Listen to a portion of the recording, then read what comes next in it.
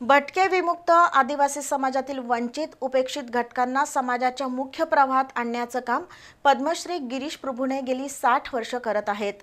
माणूस घडवण्याची त्यांची चळवळ आता समाजानं पुढे नेण्याची गरज आहे। त्यासाठी प्रभुणे यांचं कार्य आणि त्यांचं लिखाण समाजासमोर आलं पाहिजे असे उद्गार केरळचे राज्यपाल राजेंद्र आर्लेकर यांनी काढले। प्रभुणे यांच्या सत्कार सोहळ्यात ते बोलत होते। शतकोत्तर अमृत महोत्सवी करवीर नगर वाचन मंदिराच्या वतीनं पद्मश्री गिरीश प्रभुणे यांचा अमृत महोत्सवी वाढदिवसानिमित्त बुधवारी सत्कार करण्यात आला। केरळचे राज्यपाल राजेंद्र आर्लेकर यांच्या हस्ते प्रभुणे यांना सन्मानित करण्यात आलं। प्रायव्हेट हायस्कूलच्या पटांगणावर हा कार्यक्रम झाला। यावेळी बोलताना राज्यपाल आर्लेकर यांनी प्रभुणे यांच्या सामाजिक कार्याची मुक्त कंठानं प्रशंसा केली। समाजातील शेवटच्या घटकाच्या उन्नतीसाठी गिरीश प्रभुणे यांनी आपलं जीवन समर्पित केलं। समाजातील वंचितांसाठी त्यांच्या मनात निर्माण होणारी संवेदना हीच माणुसकीची पोचपावती आहे।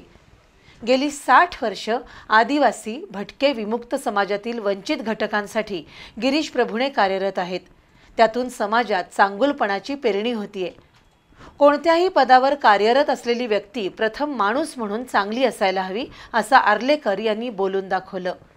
गिरीश प्रभुणे यांचं कार्य लेखन याचा आदर्श अन्य व्यक्तींनी संघटनांनी घेऊन सशक्त समाजाची निर्मिती करावी असं आवाहन राज्यपाल आर्लेकर यांनी केलं। गुड माणूस बनवण्याचं आहे गिरीशजी करतायत ते। समाजातल्या अनेक गोष्टी ज्या आहेत त्या सगळ्या गोष्टी चांगला माणूस घडवण्याचे आहेत। संघाचं ध्येय काय आहे? संघाला हेच घडवायचं आहे। त्याच्यानंतर येणाऱ्या सगळ्या गोष्टी आपोआप बनत जातील, होत राहतील, घडत राहतील। पण आधी आपल्याला शाखेवर तो घडवायचा, तो माणूस घडवायचा आहे। तो जर माणूस चांगला नसेल तर बाकीचं सगळं काय आपण नुसत्या चर्चा करून जात असतो। आणि म्हणून या सगळ्या गोष्टी ज्या आहेत या माणूस घडवणाऱ्या गोष्टी आहेत। त्यांनी लिहिलेली पुस्तकं जर वाचली तर बऱ्यापैकी तुम्ही अनेकांनी वाचली असतील, परंतु त्यांचं जीवनचरित्र, त्यांचा विचार आणि त्या माध्यमातून होणारी कृती, कार्यक्रम हे सगळं सगळ्या समाजासमोर यावं म्हणून हा आजचा सत्कार आहे, म्हणून हा आजचा गौरव आहे। दामुअण्णा दाते आणि मुकुंदराव पणशीकर यांनी जीवनात सामाजिक कार्याची दिशा दाखवली।